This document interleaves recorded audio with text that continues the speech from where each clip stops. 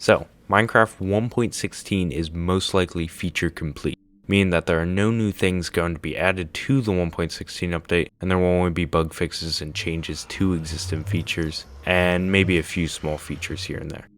I'm going to take a look at all the new features and give my opinions on them, as well as give a general overview as to how they work. First, let's talk about the 4 new biomes.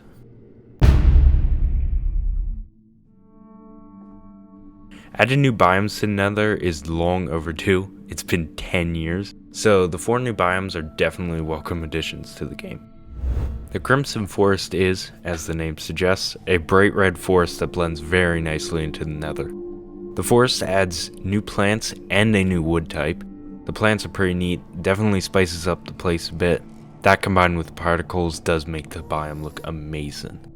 I'm super glad they added a new wood type. When they first showed it off at Minecon, I thought the wood would be a different block entirely, but it's not. I like the look of the log, but the color of the wood is a bit purple for my taste, or sight. I don't know. The warped forest is pretty much the same as the Crimson Forest, but it's blue. I think the blue is very strange, but still makes sense and adds more color to the Nether rather than an endless red wasteland. The plants and particles, again, just make the place look better, and I much prefer the blue wood type over the crimson wood. The Soul Sand Valley is like a desert and a graveyard, very spooky. The basalt pillars are very cool and the soul fire is very awesome, although it does make me want more colored fire, or better yet, a colored light block. While I'm at it, why not add vertical slabs? But I digress. A new block was added to the biome as well, Soul Soil. It's a lot like smooth soul sand, nothing too special, but a new block is always welcome. Right now it seems like there are so many ghasts in this biome. Might be a bug, but I'm not sure. The Basalt Delta is my favorite biome. I'm a huge fan of the new Blackstone block and think it will be very useful for a lot of builds. I know I'll definitely be using a lot of my builds. There are also Mounds of Basalt, my second favorite block, next to Blackstone of course, which makes this the best place to grab these blocks, hence why it's my favorite biome. There isn't much else here though, so I can see why someone wouldn't like this biome as much as I do.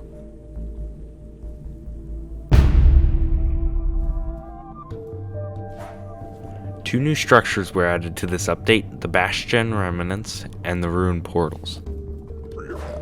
I'm not a huge fan of the way the Bastion Remnants look. They kind of look like a cube with randomly generated holes and rooms in them. They aren't the worst looking thing, but I wish they were more castle-like. But they do have great loot in them and are definitely worth visiting toward the end game. Ruined portals are great. If you've never played Minecraft before, there's no way of knowing how to build a portal without looking it up. It doesn't show you how to build a portal, but it does give you an idea of how to build a portal. So if you can't figure it out, then you will probably look it up, whereas before you would really have no way of knowing that portals even existed at all.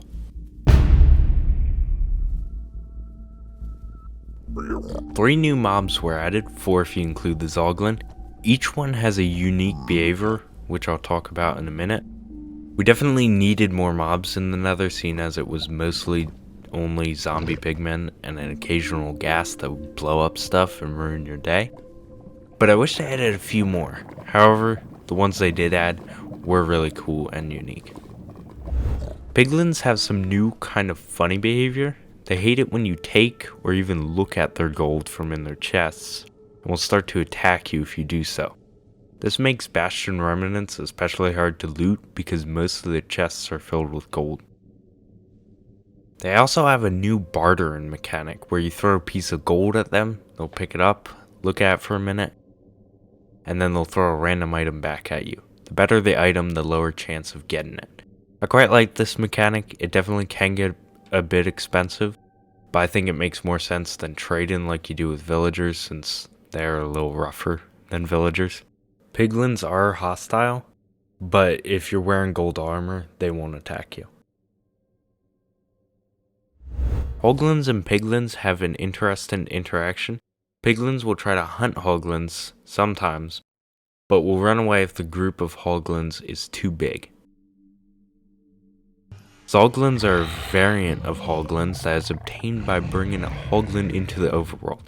It will begin to attack everyone and everything, so if you try to do this, be careful.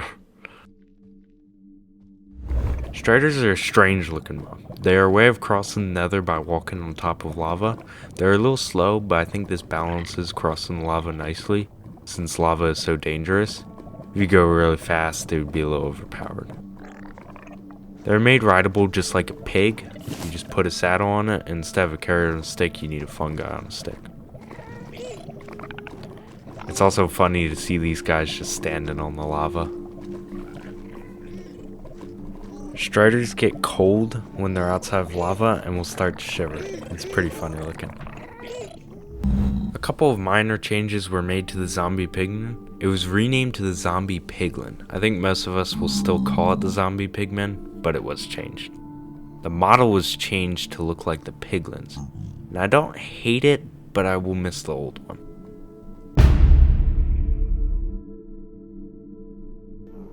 There are a total of 86 new blocks and items, unless I missed any, so I won't be able to go over all of them in detail, but I will talk about the most important ones.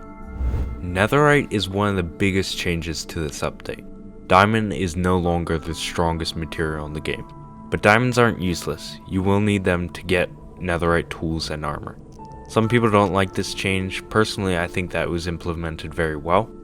To get netherite, you will need to find a block that spawns deep in the nether, ancient debris.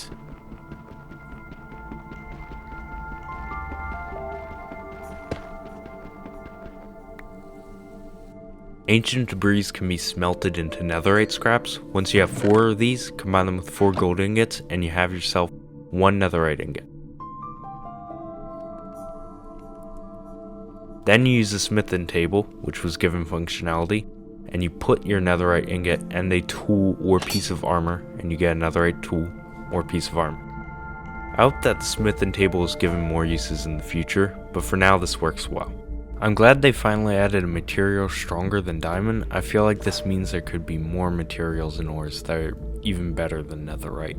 2 newish ores were added to the game, nether gold and gilded blackstone. Nether gold spawns all over the nether and can be smelted into gold, making the nether great for getting gold rather than only being able to get quartz.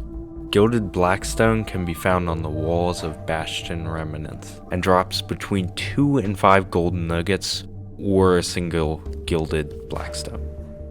The lodestone, in my opinion, is the best new functional block.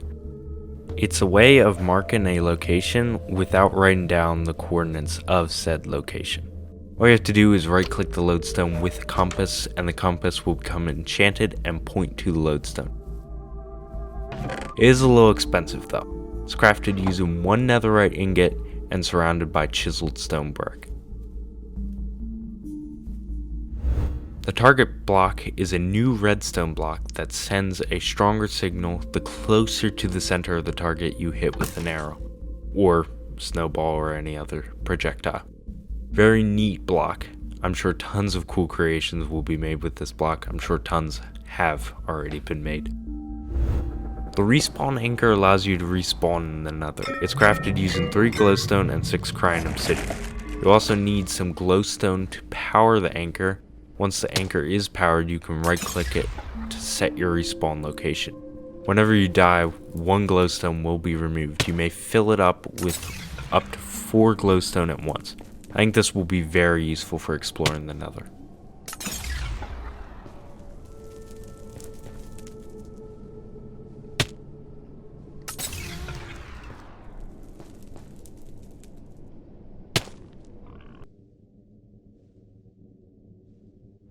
A new enchantment was added that will be very useful for nether travel, soul speed.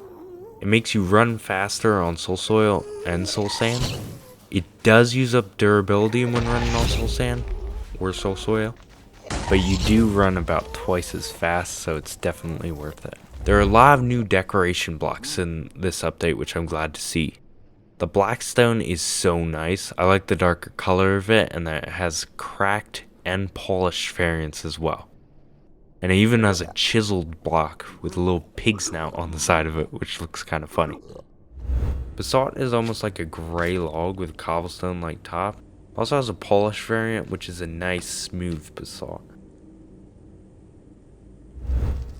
I talked about Soulfire earlier, but it also adds a new campfire, lantern, and torch. They can all be crafted with soul sand in the recipe.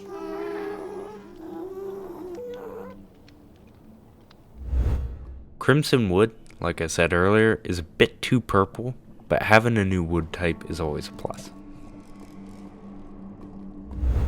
I really like warped wood, and I definitely will be using it in some builds of mine. Brine Obsidian has a weird name, but it looks cool. Other than using it for the respawn anchor, it has no function. I wish it could be used to make nether portals. Chains are really cool, but I kinda wish they could connect in angles. But I don't think that'll happen. The piglin banner pattern isn't anything too special, but I'm sure someone will make a cool design using it.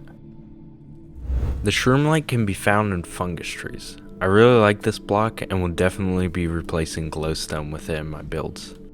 They added a couple of extra blocks, chiseled nether bricks, cracked nether bricks, and quartz bricks. All of them look pretty cool to me. 3 new songs were added: So Below, Chrysopia, maybe I'm saying that right, and Roberto. Also, maybe I'm saying that right. Lena Rain, the artist who made the music, did a good job at keeping the songs calm, like the original music by C418, but still a little spooky to fit the Nethery theme. A new disc, Pigstep, was added. Unlike the other songs, Pigstep doesn't sound like the original music, but I do really like it. I'll let you have a listen to it.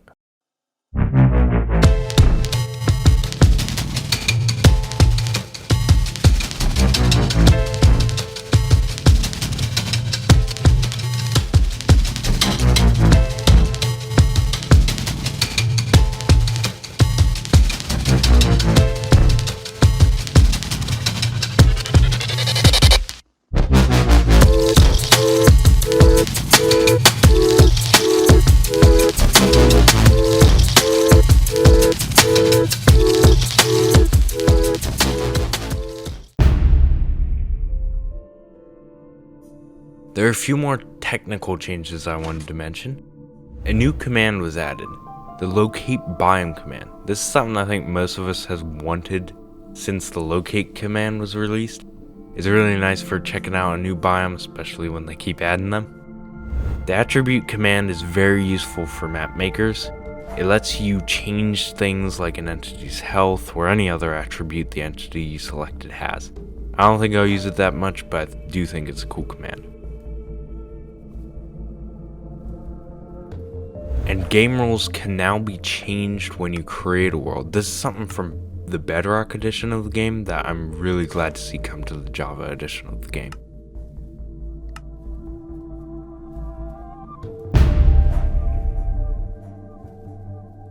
For the last 3 years, Minecraft updates, with the exception of the Buzzy Bees update, have been changing old features that haven't been touched in a while. And they are some of the best updates to come to the game in my opinion.